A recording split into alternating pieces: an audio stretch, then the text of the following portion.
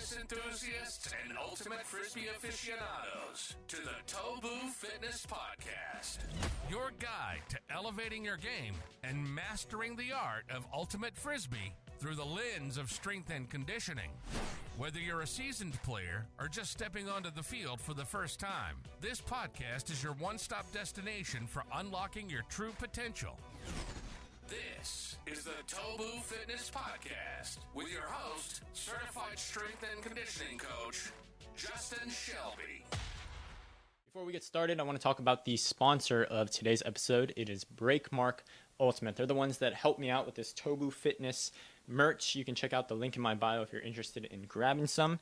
But they have a great bundle going on where you can get a dark, a white, shorts, 5-panel hat, and a reversible, all in that one deal. So if you've got a high school team, college team, club team, you're looking for some uniforms, check out Breakmark Ultimate. They'll be down there in the description as well. Now let's get into this video. What's up, everybody? Welcome to the podcast. This is episode number 20. Another solo podcast, as you can tell. This one we're going to talk all about warming up for a game or for practice. I've got a ton of notes here. So if you're watching the video version, you're probably going to see me looking down at my laptop. If for some reason you want me looking at the camera and making eye contact the whole time, that's kind of weird. But I'm looking down here just to go through all my notes because I've got a ton of detail for this episode. So I guess if you're just listening for the audio, it's going to be a completely normal podcast to you. But yeah, I'm really, really excited for this one. After the warm-up part, I've got a couple questions, so just stay tuned for that as well. I'm going to put out a couple things on my Instagram story, just asking for some questions for the podcast. I have 4 questions that I think were really good, so I want to go through those. So really awesome episode kind of lined up here. If you can't tell, if I wasn't already monotone enough, I'm pretty sick. I've been kind of on and off being sick. Today's Thursday. It's Thanksgiving as well. If you're watching on Thanksgiving, I guess happy Thanksgiving. My family's back home in Virginia, and I had to work yesterday and tomorrow, so won't be traveling home for Thanksgiving, doing like a Friendsgiving type thing, but I'll be flying home for the Christmas holidays, so don't worry about me if you were. But yeah, if you're watching this on Thanksgiving or a little bit after Thanksgiving, happy Thanksgiving for those of you in the States. Hopefully you're able to maybe enjoy this on your Thanksgiving travel on your way back home if you are traveling for Thanksgiving. But yeah, been kind of on and off being sick since Sunday. Like I said, today's Thursday. Felt really, really good yesterday, but last night did not really sleep all that much because my throat was hurting really bad. Right now, my lungs are like, just feels like I'm breathing through a straw almost. I don't know if it's bronchitis or what it is, but yeah, it's real rough. Been coughing quite a bit, so that's why I got my orange juice here. So you can see, probably have to cut out myself and coughing quite a bit throughout this episode. So yeah, if my voice sounds terrible, if I just sound awful, just know it's because I'm sick here. I'm going to try my best to sound as lively as possible. And like I said, I'm already pretty monotone generally, so this does not help me out at all. But let's get into the episode. So with the warm-up for either games or practice, I'm going to start off by talking about games, but of course there's a ton of overlap, right, with just ultimate general games, tournaments, practice, right? There's a ton of overlap. I'll start off with games and tournaments, then I'll get into some specific stuff for practices, then we'll go into those questions. So the overall goal of a warm-up should always be to feel the most prepared to play or to practice or to whatever, do whatever it is, right? That's the ultimate goal, is how well can you play, how well can you practice, how prepared can you be to practice. So my biggest thing, number one, is I want you to just do what you have to do to feel good, right? Everybody is going to be a little bit different, and if there's something that works for you, right, who am I to tell you that that thing isn't good, right? If static stretching, if foam rolling, right, those are things that are kind of a hot topic, maybe quote unquote controversial, because there is a good amount of research that's coming out saying that they don't do the things that people claim that they do, right? If for you static stretching works, right, then by all means do it. If it's the thing that works for you, you got to do it, right? If foam rolling is the thing that works for you, then by all means do it. Who am I or anybody else to tell you, hey, that thing doesn't work? If it makes you feel good, then please do it. That's always going to be the number one thing. From there, kind of the framework that I follow is making things general and then slowly getting more and more specific. So we start off with a very general warm up. So this might be like the stretching, the dynamic stretching, the dynamic warm up, and then getting into some drills, maybe into some 4-line, right, into some mini, and then actually playing some 7s and then into the game. So you can see we started off very, very general, and then we slowly got more and more specific. And of course, what works for one person is going to be different for somebody else, right? So don't expect to learn from this episode like the secret formula for the best warm up, right? Everything's going to be a little bit different. The whole goal of this podcast episode is to educate you on the principles surrounding different things within a warm up, right? I don't want you to just take this all as gospel and just write it down and immediately bring that back to your team and do exactly as I say, right? I'm really trying to get you to understand why you might do something, how you might do something, when you might do something, see if it applies to you, right? See how it would work for you. Maybe you can go out and test it out next time you play or you practice or whatever it is, right? And slowly figure out what works for you and ultimately understand why you would do something and how it works. Because again, there's no best warm up, so don't expect to get that out of this episode. Along with that same idea of like general to specific, right? One of the main goals of a warm up is also to gradually dose some of the things that you would be doing in game. So gradually exposing yourself through small amounts of low intensity stuff, slowly to more of the high intensity stuff. So things like hard cuts or hard decelerations, right? You might want to start off with some smaller cuts, some smaller decelerations, right? Some smaller plyometrics maybe, and then you slowly build up. Same thing with jumps. You don't want to just go into it, start doing max effort jumps, right? You slowly want to build up with those things. That's kind of the general idea. Gradually dose some of the things that you will do in game. Those are some of the overarching principles. And before we get too specific into that, I think there is kind of an elephant in the room when it comes to warming up, and that's the people that don't warm up. You'll hear it all the time. You'll see it all the time, not just in Ultimate, pretty much all sports. Even if you just go into the gym, you'll see it. It's like so-and-so doesn't warm up and they are good. You can probably think of a player right away, right, who doesn't warm up and they are still one of the best players on the field. They'll probably talk crap, right? They'll say that a warm-up is useless. They'll say that you don't need a warm-up, that you're spending too much time warming up, right? We can all probably visualize that person in our mind. So how does that work? Do you even need to warm up then? Well, a couple things with that. One, understand that some people are good despite what they do, right? So I'll give you an example. If you're familiar with basketball, I'm a big basketball fan. So Anthony Edwards, he is the superstar on the Minnesota Timberwolves. I think he's like 23 now, but this dude's a genetic freak, like super, super athletic, can just dunk over anybody. And he is very public about his terrible diet, like eating hot fries, Flamin' Hot Cheetos, candy, all this stuff. Chad Ochocinco, I believe it was, football superstar, one of the legends, right? He went on podcasts when he was done playing, and he would talk about how athletes need to be eating McDonald's because the cholesterol in McDonald's hardened his joints and his muscles, and that's why he never got hurt. And anybody with an ounce of common sense can tell you that that is completely a lie. So you got to understand that some people are just good despite what they do. Despite their terrible nutrition, they are still freak athletes, right? We can think about that with training as well, right? Just because somebody that is really, really good is doing a specific type of workout or specific type of exercise does not mean that that is effective. It's probably not the thing that got them to where they are, right? They might be good despite the fact that they do that exercise or that training program or whatever it is. And warming up or a lack of warming up could be the same thing, right? Somebody might be good despite the fact that they don't warm up. Now, I also want to make it clear that the goal of this episode is not for me to come in here and make it that not warming up is like an injury scare, because that's what most people would probably expect me to be saying, right? The fitness guy, a strength and conditioning coach, right? You probably expect me to say like, hey, if you do not warm up, you will get injured. Like you are going to die and they're not going to be able to bring you back if you don't warm up, right? That's not the case. Now, generally speaking, your injury risk is probably going to go down after you've done a warm-up.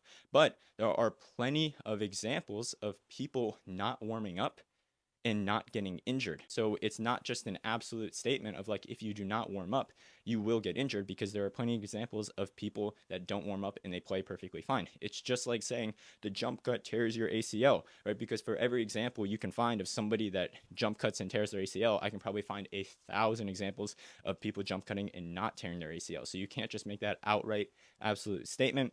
Same thing with the warm up here. You just can't make that outright absolute statement. Again, generally speaking, your injury risk probably going to go down after you've done a proper warm-up. And please do a proper warm-up, right? But I just want you to know that the goal of this episode isn't to kind of fear-monger you into warming up, right? There's a lot better benefits of a warm-up, and the main thing I want to talk about is looking at warming up as a performance enhancement. If you need to go out and test your 40-yard dash, a proper sprint warm-up would probably be the thing that you would want to do. We can all probably understand intuitively that your best 40-yard dash is probably going to come after you've done a warm-up versus if you don't warm up. If you need to go out and test out your vertical jump, your best performance would probably come after you've done a warm-up versus if you just did it cold. So I think we all intuitively understand this.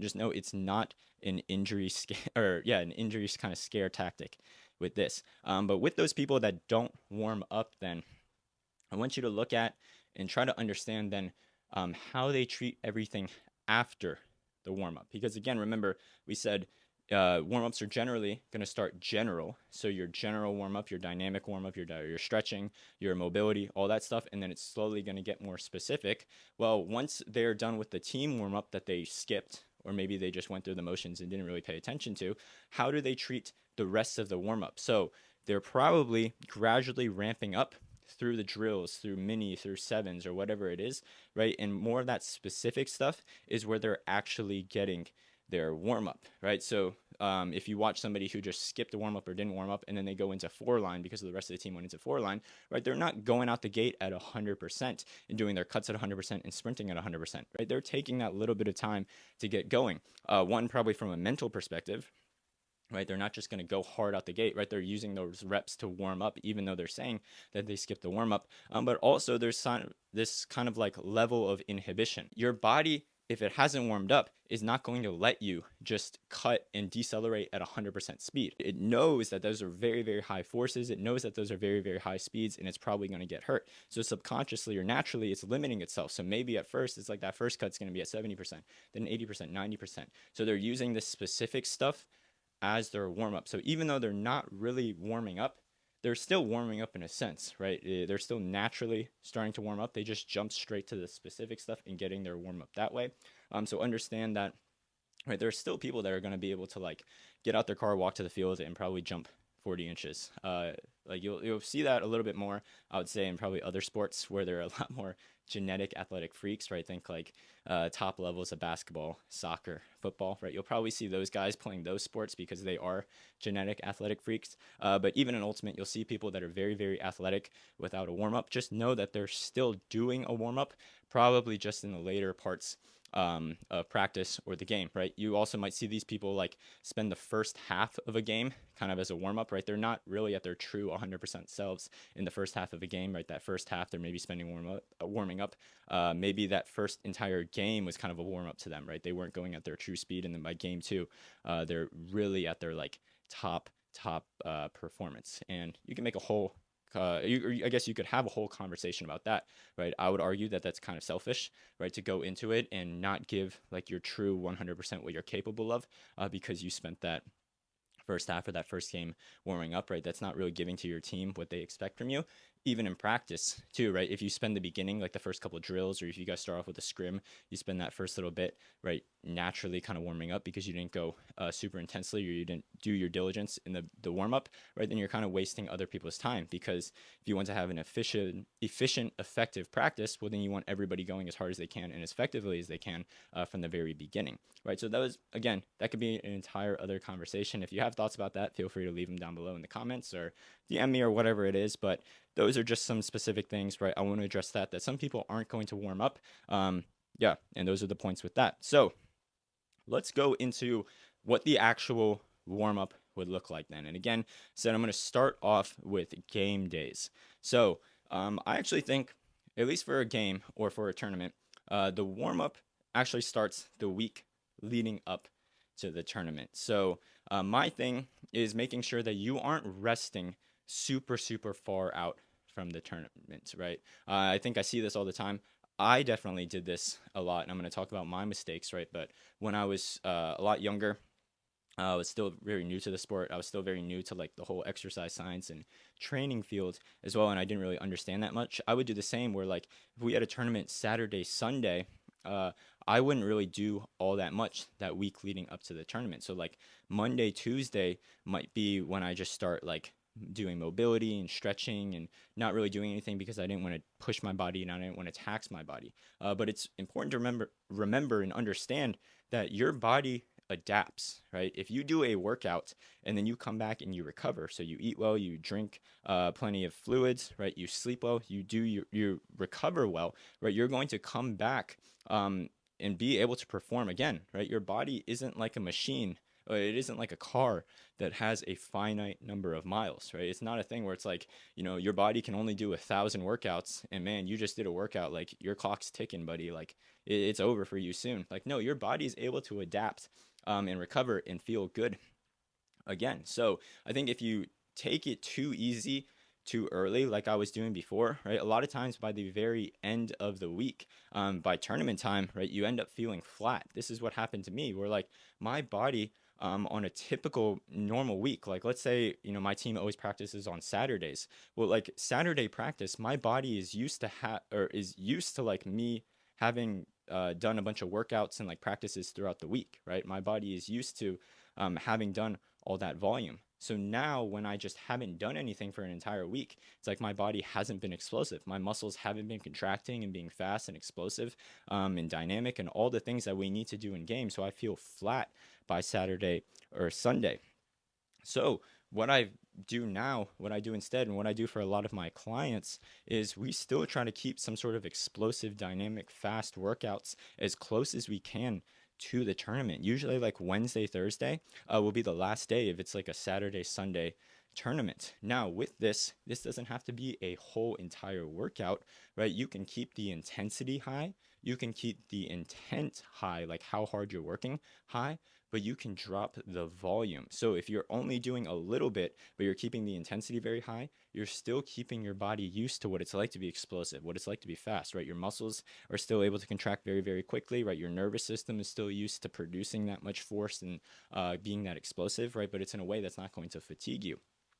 So you can naturally change up the exercises to fit that as well. If you go and you max out your deadlift Wednesday or Thursday, probably not a good idea. You're going to be sore, and also you're probably just going to be drained Saturday, Sunday, right? But if you just do some med ball throws, for example, this is a great one that I really like. Like, let's say I take a 10-pound med ball, so relatively light med ball, and I do like a half squat down with it, and then I throw it up over my head as high as I can, as fast as I can, right? That's very, very explosive. That's all of my muscles contracting and exploding that med ball up. Now, if I do 100 of those, yeah, I'm probably going to be pretty tired. But if I just do 5 or 10 of those, right, I'm not really going to be tired the next day, right? If this is your first time ever doing it, right, then you're probably going to be a little bit sore, a little bit fatigued the next day. And that's why I wouldn't test out brand new things the week leading up to a tournament, right? I would make sure you're doing exercises that you've been consistently doing, right? But if I only do like 5 or 10 of those, right, and you've been doing it consistently in your training, you're probably not going to be that tired, right? You're not going to be fatigued.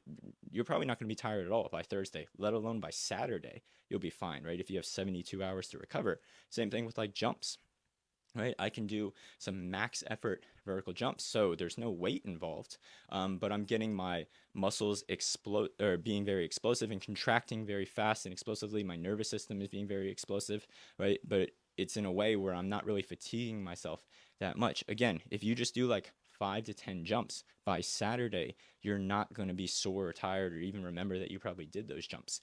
Now, with a max effort vertical jump, going up, not really fatiguing at all. It's oftentimes the landing that can be fatiguing, or like where we get the quote unquote wear and tear on our body. And that's because when we land, we're getting all those deceleration and those landing forces, and those are very, very high on our body. So if we can take those away, then we can get the benefits of the exercise without the cons of the exercise. So that's where like a box jump can come in, where I'm still being explosive and I'm jumping up, but I'm coming down and I'm landing on that box. So I'm taking away most of those landing forces. So you get most of the pros of that exercise with very little of the cons of that exercise. Again, getting my body used to being explosive. Same thing with like sprints.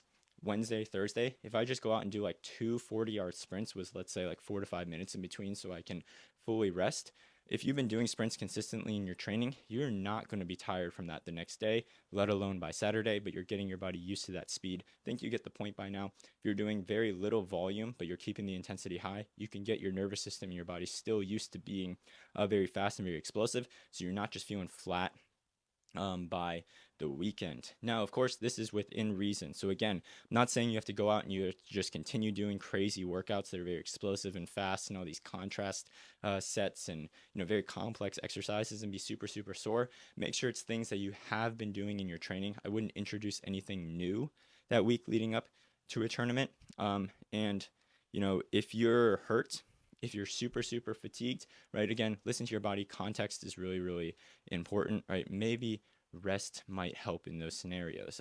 Just remember a good quote that I really like is you can't get much better the week leading up to a tournament, but you can definitely make yourself worse. There was a podcast I was listening to recently with some very, very smart coaches.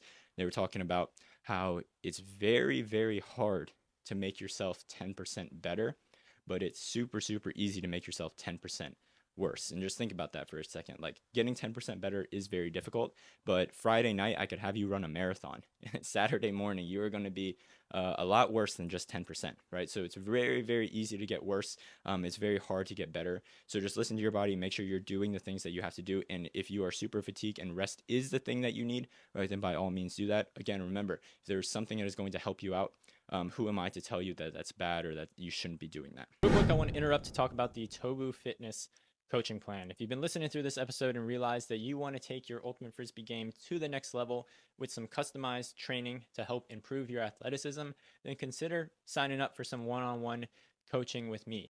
Each coaching plan that I make is completely custom to your goals, your training history, your injury history, your schedule, and whatever equipment you got. So whether you've got a full gym or you've got just body weight, we can make something work for you.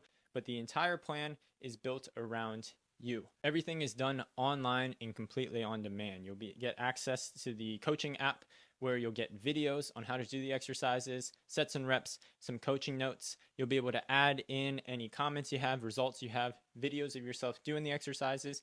You'll get feedback from me, and then each week you'll get a new week of workouts. So this is something that's completely customized, completely fluid. We're constantly progressing your exercises, regressing where we need to, and it works around your schedule. This is the best part. It's not something where I go, hey, sorry, we're already stuck to this 8-week plan that I made. Each week is completely custom. So if you've got a tournament one weekend, that's going to be a very different training week than if you don't have a tournament, if you've got a free weekend. And the whole goal of the plan is to get you better at playing Ultimate. So I'm never going to tell you to sacrifice practice or playing to do my workouts. The workouts are always going to come secondary to Ultimate. I'm going to make sure that you feel recovered and you feel good to go to continue practicing and playing.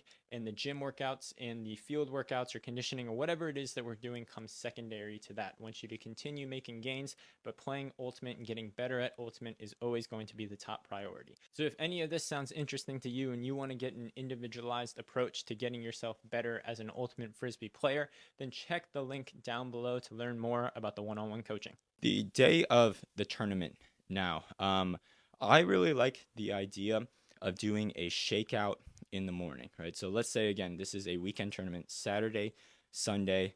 If you have the luxury of being at home for the tournament, so let's say, it's only maybe an hour or two drive or whatever it is, if you have the luxury of being at home, or if you're at a hotel and you have to drive to the field, whatever it is, I like the idea of getting a shakeout in at home or at the hotel before you get to the field. Because if you do have to travel, right, so let's say you have like a multiple hour car ride before you get to the field, right, you probably want some sort of blood flow happening before you get to the field. Even if you're at the hotel and it's like only a 5-minute drive to the field, you probably want some sort of blood flow already happening. I think one of the worst things you can do is just like get to the field, and as you're putting your cleats on, that's like the first time your blood's actually flowing. You're finally waking up. You're like unwinding for the first time. If you can get in, and it can be something super simple. It could be like on your hotel floor. It could be on your bed, just doing, some maybe real quick like hip mobility, some arm circles, just something to get your blood to start to flow. I think that can make a big difference. So then you're already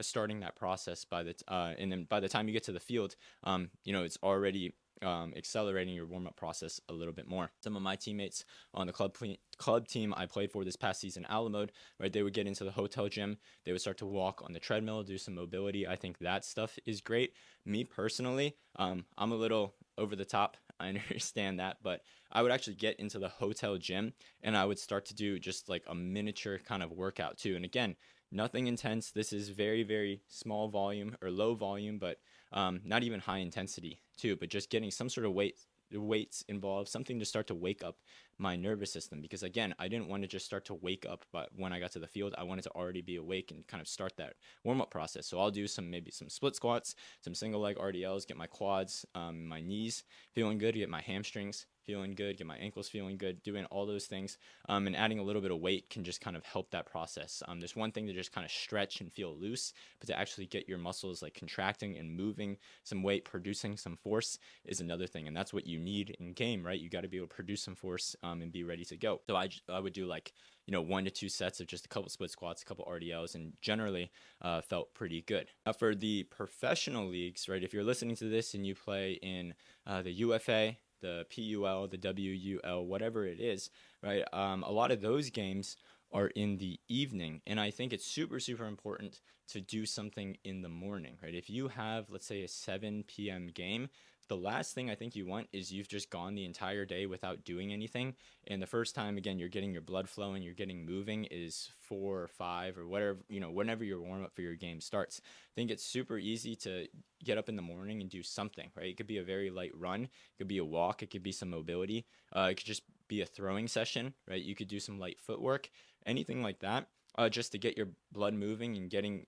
yourself going a little bit. So then again, it's not like the first time you're waking up and unwinding your body when you get to the field in the evening. Now, I think a lot of people might avoid this because they're too afraid of being too tired by game time, right? And this is kind of the same principle that I'm going to talk about a lot in just the regular warm-up, is like people are trying to conserve a lot of energy for the game. So they're not going to do a whole lot in their warm-up. They're not going to do a whole lot in the morning if they have an evening game.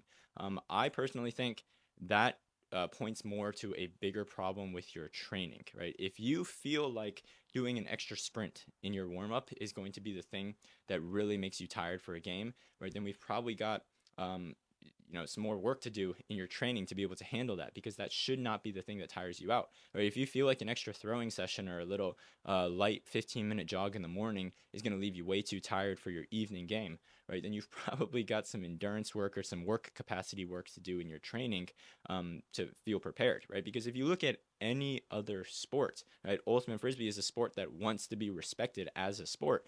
If we have these professional leagues, right, and we want to be seen as a professional sport, if we want to get into the Olympics and be seen at the same level as some of these other sports, right, then we can model what a lot of these other sports do. And that's all the stuff that I'm mentioning here, right? If we look at other sports, right, basketball, they're going to do a shoot around a few hours before the game. If they have a night game, maybe shoot arounds like 10, 11, noon, somewhere around there, right? Baseball, batting practice before. Soccer, they're out on the field, right, doing stuff well ahead of time, right? Every other sport follows this model, and you don't have guys that are like, oh, I'm really saving all my energy for the game, so I don't want to do anything, and they just sit down all day. Like, it makes no sense from an athletic perspective. You don't want that. That's also just not how humans are designed. Again, humans are designed to move, to be active, to be out doing things, right? We do things, we recover, we adapt, and we come back bigger, faster, stronger, right? All those things. So humans are designed to move, and I would continue moving and doing those things beforehand so that you feel ready for your evening game if you are thinking about this from like a pro game perspective. So back to, let's say, like our Saturday, Sunday tournament model. Once you get to the field, I think the very quick goals, like the easy goals that you should have right off the bat, are, again, getting the blood flow going. So if you've done the shakeout at the hotel or at home or whatever it is, blood flow should already be going, right? So you want to get blood flowing as quick as possible, because our blood flowing is how we get oxygen to the muscles, how we get nutrients to the muscles. It's how we start to heat up, right, our core body temperature, right, so we can start to feel good, right? So we got to get blood flowing. We've also got to get our nervous system going, right? So again, it's one thing to get our muscles feeling loose and goosey and nothing feels tight. We've also got to be able to get muscles to contract fast. We've got to get joints to be able to stiffen really quickly when we cut, when we jump. So we've got to get our nervous system going so we can be explosive and quick, right? So things have to start getting a little bit faster, right? And that's where like our dynamic warm up will start to come in, doing some like lighter cutting, again dosing some of those things that are more intense, like the cutting, this jumping, the sprinting is going to start to come in. And then of course, right, the biggest thing with ultimate is you want to prime your skills. So you want to get your throwing down, you want to get your cuts down, you want to get the technical and tactical side of that down. Hopefully you've already been watching film, right? You're prepared from practice, but you want to be able to prime your skills.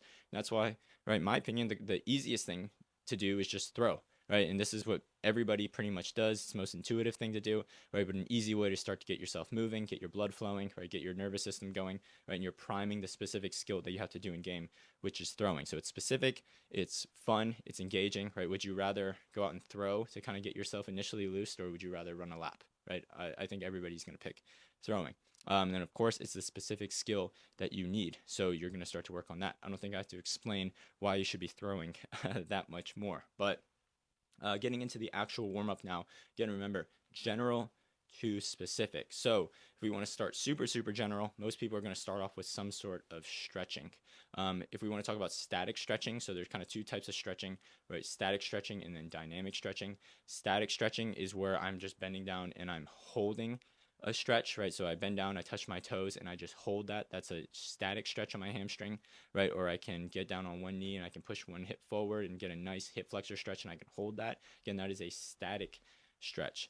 Again, if it helps you, if it's something that makes you feel better, who am I to tell you that you can't do that, or you shouldn't do that, or that's bad, or who is anybody to tell you that, right? If static stretching helps you out, if it is what makes you feel the most prepared to play Ultimate, then by all means do it. But it does get a bad rep, right? There's some research that suggests that it does reduce power, but I think you have to kind of look at this with a grain of salt, right? This is like if I stretch my hamstrings for like a minute, and then I went out and I tried to max out my deadlift, like, yeah, of course my power output is going to be down a little bit. But if I do some static stretching and then I follow that up with some dynamic stuff in the rest of my warm up, then usually you're going to be fine. You're not going to see these huge kind of like decreases in power or performance or anything like that. Right? If you're extra tight, if you deal with a lot of pain and like static stretching is the thing that helps you out, right, then by all means do it. But then I would pair it with some sort of dynamic stretching in the rest of your dynamic warm-up. So dynamic stretching, or like dynamic mobility, is taking your joints through a full range of motion very quickly. You're getting into a stretch, but you might only be holding that for like a second or two, right? So if I'm doing like Frankenstein kicks, where I kick one foot up to my opposite hand, right, I get a nice hamstring stretch for about a second. Leg scoops, same idea. I'm bending down, stretching the hamstring for about a second. Butt kickers, right, I'm getting that nice quad stretch for about a second. You get the idea, 1 to 2 seconds, and then we can start to get some movement in. So some skips, some hops, some shuffles. Again, things that are very low intensity versions of the things that we'll see in game. Those cuts, those decelerations, those lateral movements, those jumps. We want to do the low intensity versions of them, so then we can gradually ramp up and be ready for the high intensity versions of those things that we can do in game. Now, this is the thing that's a little bit more progressive, I would say, not just in Ultimate. I rarely see anybody in Ultimate doing this, but kind of in like the sports field in general, is the idea of introducing games in your warm-up, right? So if we do a game, right, and the game could be anything. Think tag, freeze tag, like dodge Frisbee, dodgeball, kickball. All right, I'll talk about kickball in a second, but there's definitely games that can replicate all of these movements that you might see in like a typical dynamic warm-up, because there's nobody out there that says, remember, like I said earlier, like there's no best formula or no secret formula for like the best warm-up, right? So there's nobody that says there's like exactly the right amount of high knees and butt kickers and side shuffles and karaoke that you need to do in a warm-up to feel like most optimal, right? Most of these movements we can kind of just already get through playing a game, right? If we play tag, right, suddenly I'm getting a lot of forward and backwards, side to side, right, some crossover steps, a lot of those movements, right, that we would be getting through the dynamic warm-up.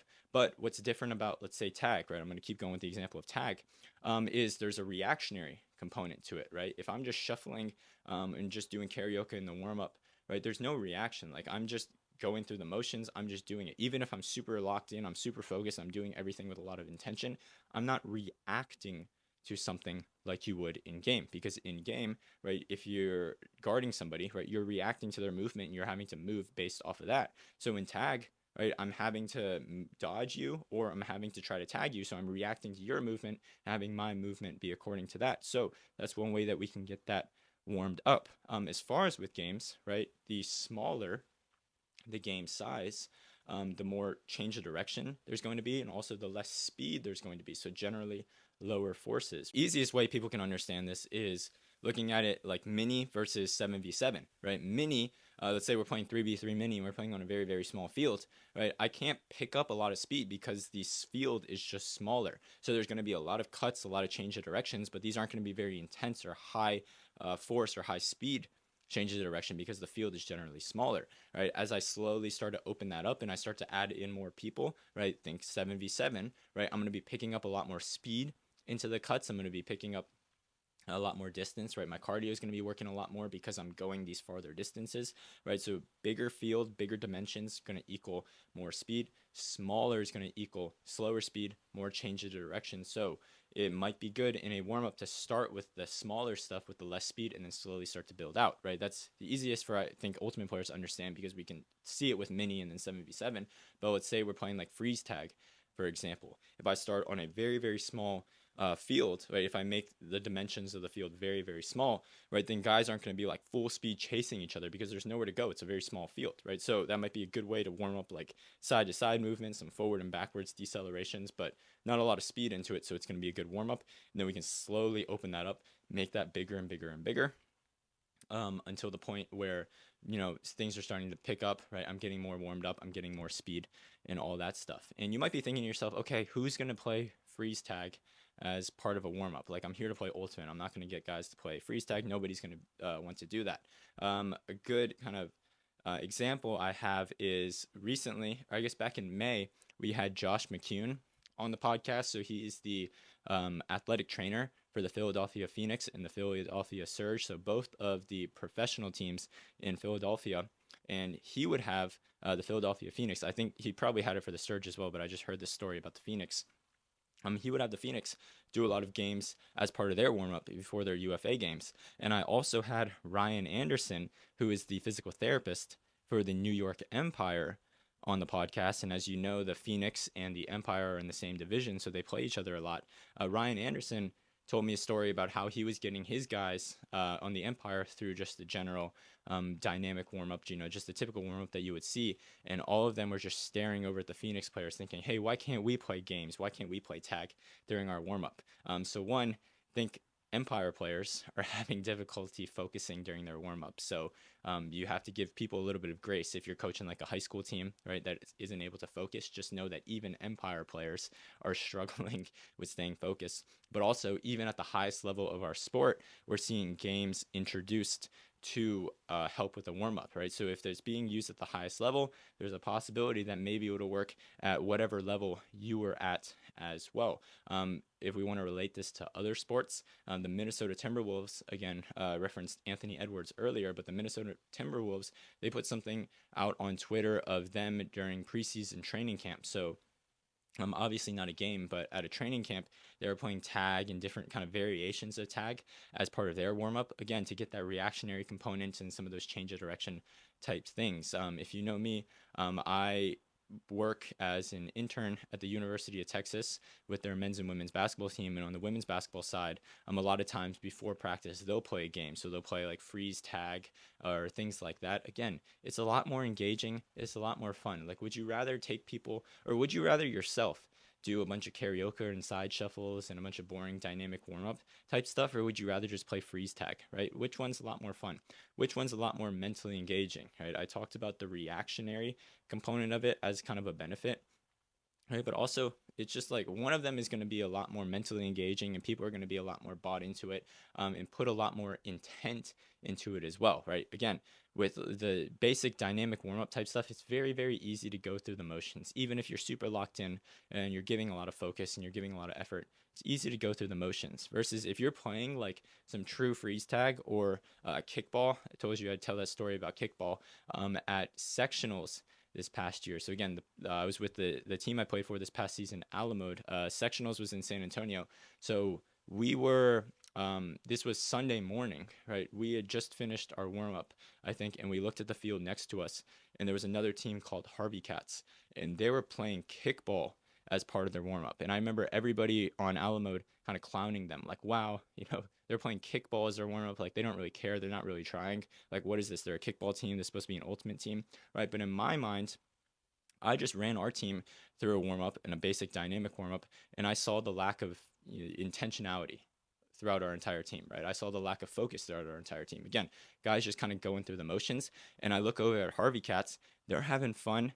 They're laughing, right? Guys are going really hard, right? They're trying not to get tagged by the ball, or they're trying not to get hit by the ball, right? To be out. So they're like cutting very hard, right? They're reacting. They're getting low, right? That is a significantly better warm up, in my opinion, because they're actually, right, warming themselves up. They're actually cutting hard. They're actually picking up a lot more speed, right? They're not just going through the motions because Justin or your coach or whoever's running the warm up is telling you to, right? They're actually getting warm, and it's a way that's a lot more fun and a lot more engaging, right? You're not just getting your physical side warmed up, but you're also getting your mental side warmed up as well, which I think is a huge underlooked and underappreciated aspect of a warm up. So those are just some things to consider. Know that games are a really good option that you can add in. And then from there, I don't think I have to speak to this too much. I think each coach, each captain, whoever it is, right, each team is going to have whatever works best for them. But if we want to get more specific, then this is where you can start to add in your drills. So like your 4-line, your cutting drills, if there's any specific thing that your team needs to work on, right, this is maybe where you can start to add in a specific drill. I know reset drills are super popular here. Starting to add that in because you're working that specific skill. And of course, you're getting the physical side warmed as well. 4-line, you're getting a lot more sprinting. You're getting a lot more cutting. And then I always like, and I think most teams should follow this, I see a lot of teams follow this, is going from mini to 7v7 for the same reason I was mentioning earlier. If you start with a smaller field, right, less speed, less force to allow guys to warm up, and then you slowly build up to 7v7. If you do it on half field, if you for some reason have the luxury to use the whole field during the warm up, that's sick. I would do that, but most teams are going to use half field.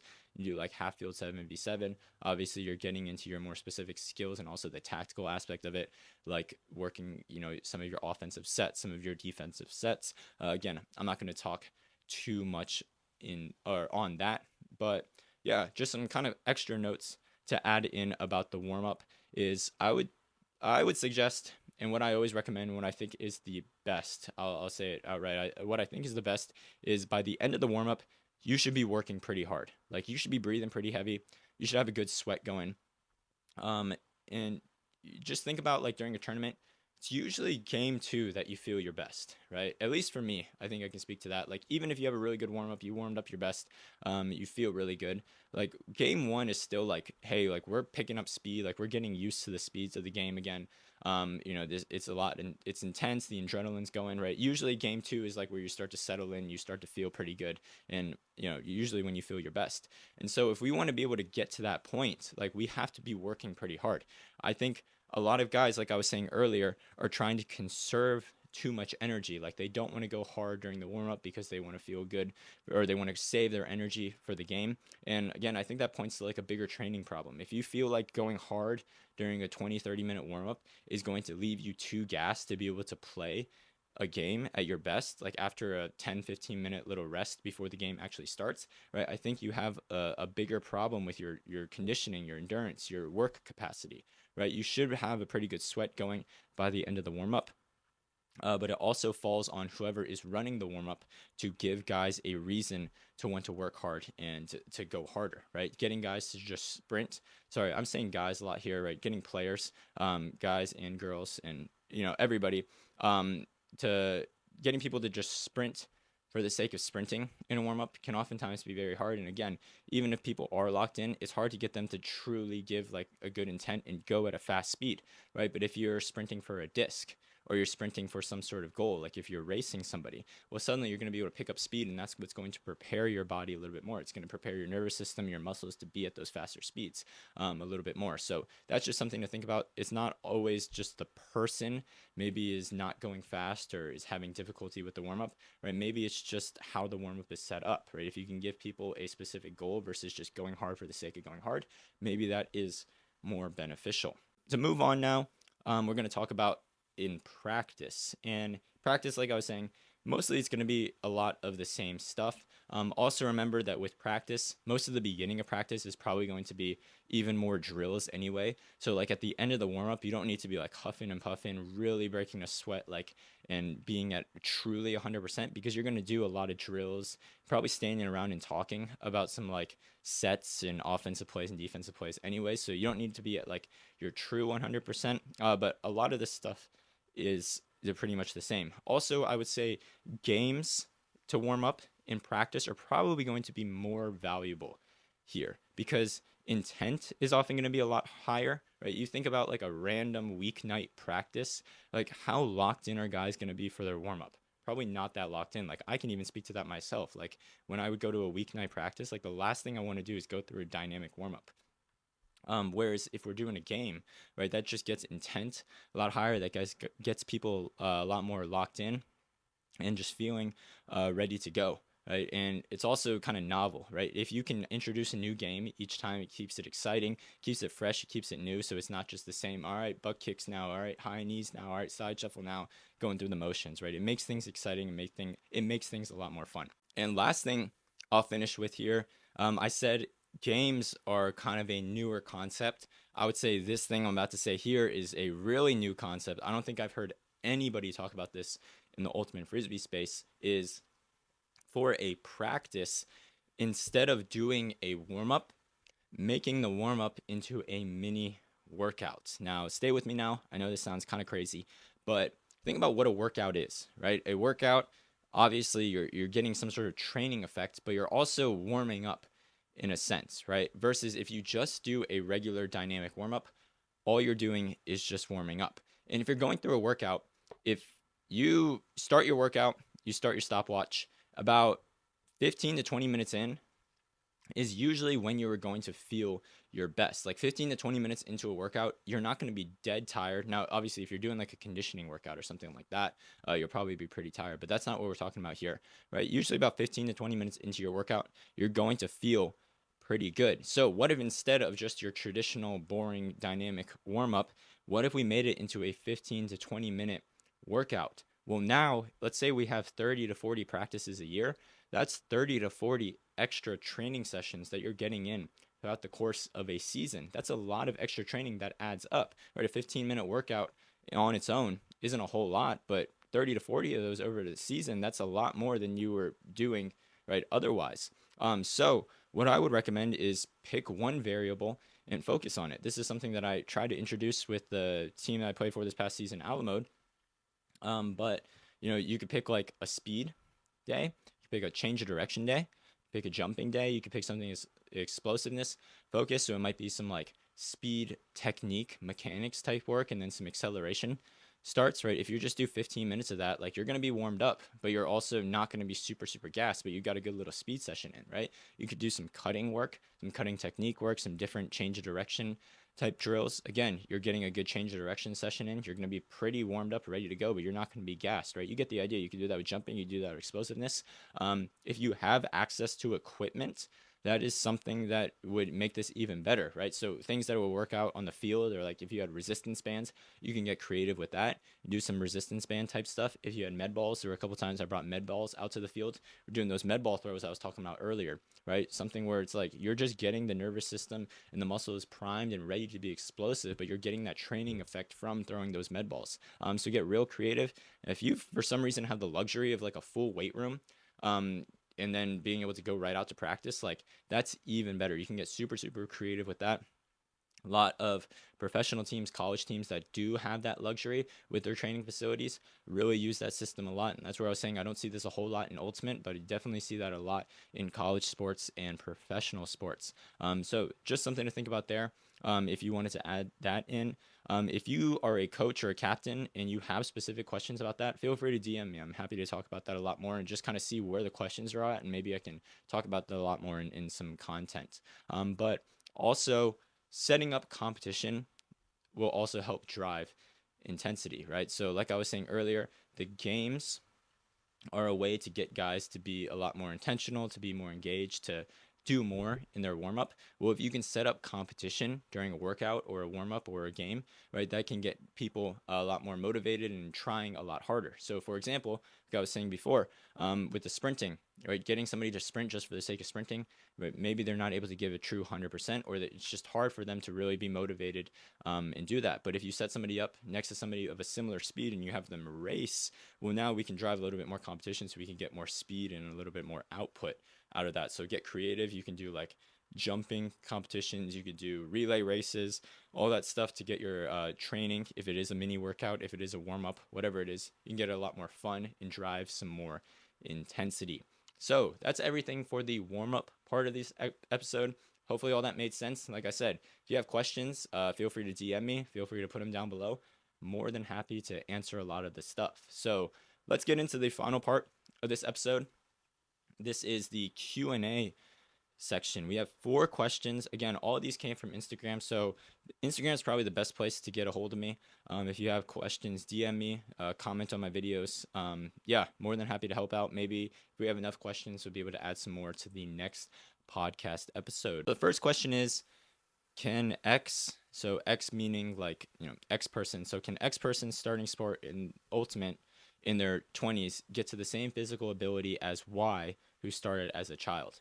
So basically, they're asking somebody that started Ultimate in their 20s, are they able to get to the same physical ability as somebody who started playing Ultimate as a child? Now, childhood athletic background is the biggest determinant in athletic ability in your adult life. So meaning the more athletic stuff that you did as a child, that is going to be the biggest determining factor of your athleticism when you get older and when you are an adult. Because many of the athletic qualities that we see in sport, many of the athletic qualities that we have kind of already tap out when we are about 17, 18, right? So right as we start to get into adulthood. As people get older, right, they're still able to get better at like their cardiovascular endurance. So that's why you're going to see a lot of like runners and marathon runners, right? As people are older, right? You're still going to be able to get your cardio better. You're also going to be a lot of times see like older people in strength sports and continuing to get stronger, right? Because your muscular strength and your cardiovascular endurance are able to improve pretty well throughout your adult life, right? But a lot of things like, your ability to be elastic or like springy, right? And those qualities are kind of developed in your younger years, right? Your speed, that sort of stuff is developed in your younger years, depending on how much of it you did when you were a kid, right? So that's not to say that you won't get any faster after you're 18, or you're not going to get any springier or jump any higher after you're 18. It's just that kind of like underlying potential is going to be developed based off of what you did as a kid. So if the first person, if X, who started playing Ultimate in their 20s, had never played any sports, and Y had been playing sports all their life, like Y is going to have the clear advantage. Like X, even if they had the best training program, right, probably is not going to catch up to Y, right, given that Y is, a pretty good athlete. Y continues with their training, all that stuff. Now, if X played other sports, like let's say they were a basketball player, football player, soccer player, whatever it is, and then they just started playing Ultimate in their 20s, right, then I would think it's a pretty even playing field. Then it just depends on what Y was doing, right, what both of their trainings currently look like, things of that nature, right? I could see them both kind of lining up. Now, this is kind of a side note, but I actually think Ultimate Frisbee is like one of the worst sports for youth athletic development. So I'm not saying that like Ultimate Frisbee is bad for youth athletes, right? It's not bad for kids, or like it's not bad for you in general, right? But I just think like if you're thinking from a general athleticism perspective, like your ability to just developing your athleticism to then set you up for other sports or for later in life, I think Ultimate's one of the worst sports for that, because you're not really running fast enough or frequently enough to develop like speed, right? You're not really cutting enough and like true like multi-directional like 360 cuts and like flipping your hips and all that enough to really develop enough of that. You're not really jumping enough to develop enough jumping, right? So it's good for like an underlying base. Like I wouldn't say somebody that grew up playing Ultimate is going to be like a bad athlete or anything like that. But I think basketball is a lot better because you're just getting a ton of change of direction, hip flipping, agility, a lot more jumping, right? And then if you pair that with something like gymnastics, right, you're getting a ton of body awareness, right? If you were a sprinter, growing up, obviously you're going to get a ton of speed benefit from that. But even like soccer players are going to probably get a lot better speed because there's a lot more open. So you're getting a lot more straight line speed. Like how often in Ultimate do you get a true like 40, 50 meter sprint, right? Very, very rarely. Whereas in soccer, you're getting that pretty much all the time. So you're getting a lot more speed development. So I think there are other sports that kind of focus on specific athletic qualities a lot better. Whereas I think Ultimate is kind of like a jack of all trades, master of none type deal, where you touch on a lot of things, but you don't really touch on any of those things enough, I think, to like be a true or just be truly really, really good at any of those. And that's why a lot of the best Ultimate players come from a background of like playing other sports, right? Like basketball, like soccer, like football, like a cornerback or a safety in football, probably going to make some of the best Ultimate players. Now, with that said, with all of that said, right, let's say person X who hasn't or just started playing Ultimate in their 20s and hadn't played any sports growing up versus person Y, right? This is from purely a physical athleticism standpoint, right? They're probably not going to catch up to Y in physical athleticism, but what I think they could catch up on is skill, right? The only chance that X really has is to max out their skill. They would just have to become like an insane student of the game, have very, very good IQ, because there's no like underlying potential for your IQ and your skill, right? It's just about how much work you put into improving it, right? And we see very often, I'm not going to call it any specific names, but we've got some pretty unathletic people in our sport who are very, very good because they are very, very skilled. So skill is always going to be the number one thing, right? Somebody that's very athletic and very skilled is very, very dominant at this game. So if you can't max out your physical ability, or if you just can't catch up athleticism wise, you can always improve your skill and still be able to compete. So yeah, hopefully I answered that question pretty well. Second question is, what is the number one thing you learned about business from starting Tobu? What's funny is I've been doing these like question or Q&As last year in 2023. I think I did a lot more Q&As. I did like a weekly Q&A. In 2024, I haven't really done as many Q&As. That's also because I just don't get as many questions as I used to. I would do weekly Q&As and I'd have like 20, 30 questions. Now I'll do like a Q&A every 2 months and I'll get like 5 questions. So yeah, don't do as many Q&As as I used to, but also I think this is maybe one of like 3 questions I've ever gotten about business. And when I would put in the Q&A, like I would always say like questions about Ultimate, training, business, life. Like I barely got any questions about business. So I like getting a business one. Yeah, what is the number one thing you learned about business from starting Tobu? I've got 2 things.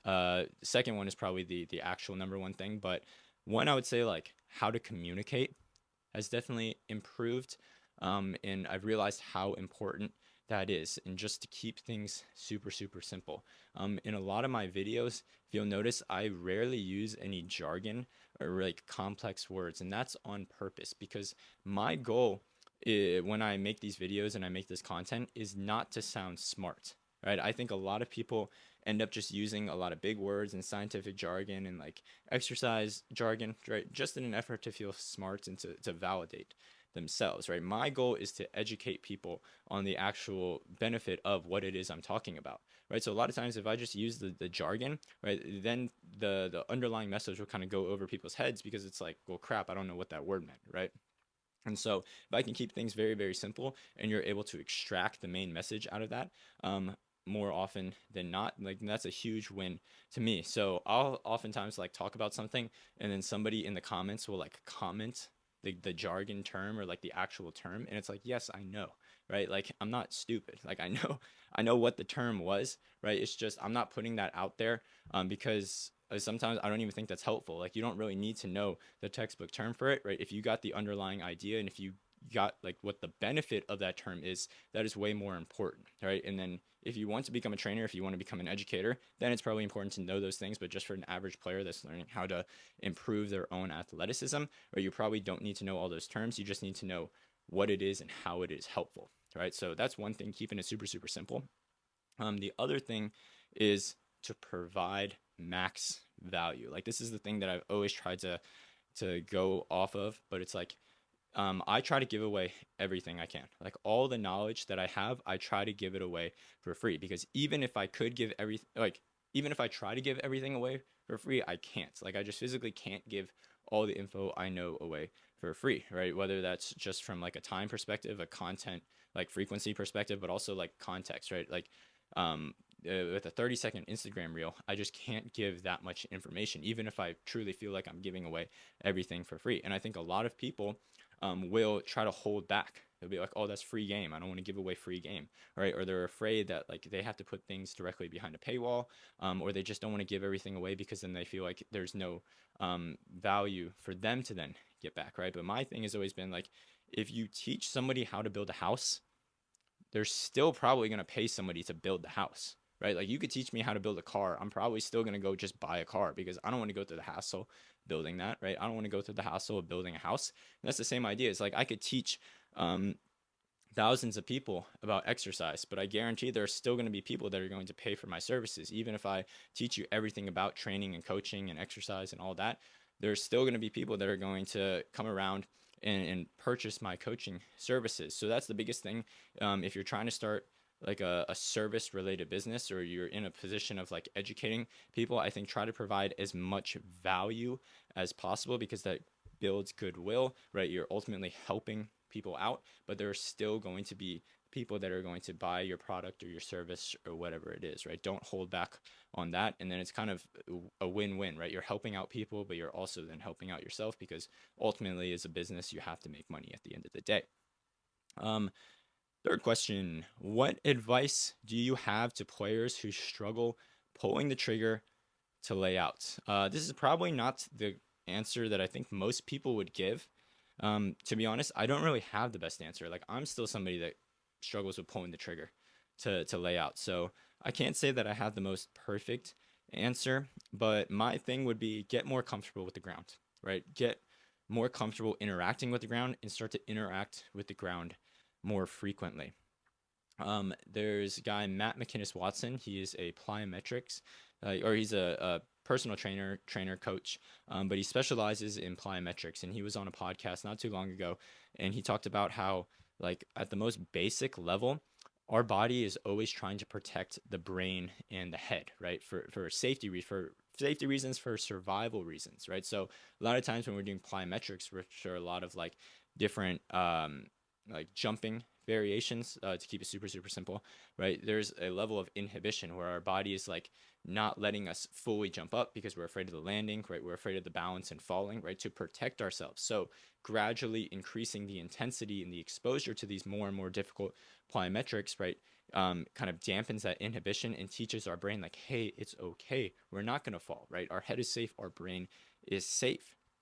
And if we want to take that to like maybe a more specific example in ultimate, right? Let's say you're somebody that's a lot taller, right? Like if you're 6'3", 6'4", and you've just like never bent your knees, right? You have, let's say, like weak legs, right? And you're not really good at getting into like a full deep squat, and really getting to a full knee bend and hip bend and getting super low. It's going to be impossible for you then to bend and quote unquote get low in game when you're playing defense or when you're running or you're cutting, right? Your coach can yell at you all day to get low, right? But if your body is weak in those lower positions, right, then your brain is going to be like, hey, we aren't safe there. I'm not going to go into that position. So you can't just override that with your coach yelling at you to get low, right? You have to train those positions to tell your brain, hey, it's safe down here. We are strong down here. So we can do this in game when it's a lot faster. And I think that's kind of the same idea, right? If we can get more comfortable with the ground, right, then we can start to teach our body like, hey, it's okay.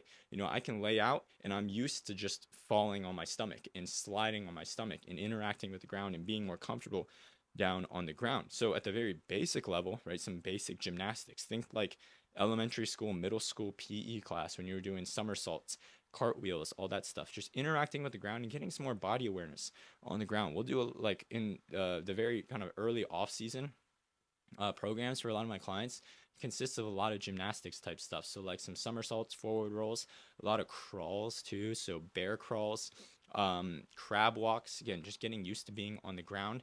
And then from there, you can add in some like real basic layout drills. Again, general to specific. So stuff where you're like starting on your knees and just working on that slide, right? People will argue, well, that's not how you lay out and get yada yada. It's like, but you're just teaching your body how to interact with the ground, how to slide with the ground. Like, how often on a day-to-day basis do you just belly flop onto the ground?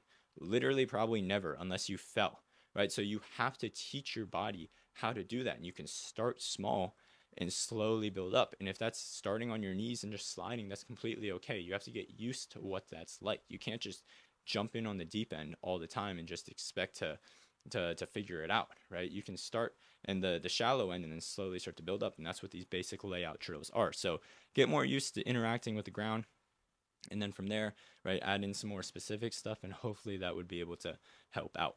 Last question, number 4, the best / most cost-effective recovery methods in season. So you asked for most cost-effective, so I'm going to tell you the biggest thing, right? This is the most cost-effective, but what's great is it's also the most effective, is to take care of the lowest hanging fruit. So the biggest rocks, right? The things that are going to build up the base of the pyramid of recovery, which is sleep, hydration, and nutrition. If you can do those 3 things, and what's great is like you have to eat, sleep, and drink water anyway, so you might as well maximize those things, right? Super cost effective, and those are going to get you the biggest bang for your buck. If you haven't like maxed out those 3 things and you're looking at massage guns or like compression boots or cryotherapy or whatever it is, like you're missing the forest for the trees, right? You're really just wasting your money and your time at that point. It's like, take care of those biggest 3 things, because those are going to be like 80%, 90% of it. And then that last little percent is going to be all that fancy stuff. Now, there's also a 4th thing that a lot of people don't think about, and that's managing your overall stress, right? We think about playing and working out and practice and all that stuff. That is a physical stress on the body. We can all see that, but we have to understand that mental stresses also take a similar toll on our recovery, right? If you just broke up with your girlfriend or your boyfriend, you're very stressed out at school or your work or relationships or whatever it is, right? That is going to manifest itself in affecting your recovery, right? You can't sleep well, right? You're just generally going to have like different kind of hormonal disbalances because you're all stressed out. So also managing your stress is going to be a huge thing that can take care of your recovery. So again, very, very cost effective to take care of those 4 things. And those are also the 4 most effective things. Another very cost effective thing I would say is some light movement. So just getting any sort of blood flow is going to be great. Blood flow is how we push out the waste products and that lactic acid and stuff out of the muscles, and how we then flush in new nutrients and oxygen and all that. That's how we facilitate the recovery process, is blood flow. We need the blood to be flowing to transport things out and things in. So like a walk, a light bike ride, just any sort of light movement that's not going to be taxing and add to that physical stress, right, but can help facilitate that recovery process, I think is also very huge, right? Very beneficial, and again, very cost effective. Last one, this is a company and a product that I started working with a lot recently. I'm going to be making a lot more content about it, but Firefly Recovery, I'll leave the link in a promo code down below if you want to check that out. But it's a little device. It's like a it's similar to an electric stim unit. You put it right underneath your knee and kind of wrap it around your knee, and it provides like an electric stimulation to your lower leg, so you get that kind of contraction, you get that blood flow that way. So you can wear it at home while you're just chilling, while you're traveling, whatever it is, and you're getting that blood flow through your lower legs, which can really help out with recovery. Where it's different than a stim unit is going directly to the muscle. So the electric stim is going to the muscle, it's causing the muscle to contract, and we get some muscular fatigue with that. What's different about the Firefly Recovery is it's hitting the nerve directly. So there's a peroneal nerve that goes down the lower leg, so like from your knee down into your ankle. And it's hitting that peroneal nerve, so you're getting more of like a reflex than anything, so we're not really getting that fatigue. So that's super, super beneficial as well. Like I said, you can check out some more of that info down below. I'll be making a lot more content about that soon, but that's something you could check out as well if you're interested. Yeah, I think that pretty much covers that. Let me know if you have questions about that one. But yeah, that is the entire episode. Glad my voice held up. But yeah, if you have any questions, like I said, feel free to leave them down below. But otherwise, I hope you enjoyed this episode. You've been listening to the Tobu Fitness Podcast. Our passion is to be your guide in elevating your game and mastering the art of ultimate Frisbee through the lens of strength and conditioning. No hype, just substance. We hope you've enjoyed the show. If you did, make sure to like, rate, and review. We'll be back soon, but in the meantime, hit us up on Instagram and YouTube at Tobu Fitness. And to get info on one-on-one coaching and training programs, hit the website at tobufitness.com. Thanks so much for listening, and see you next time on the Tobu Fitness Podcast.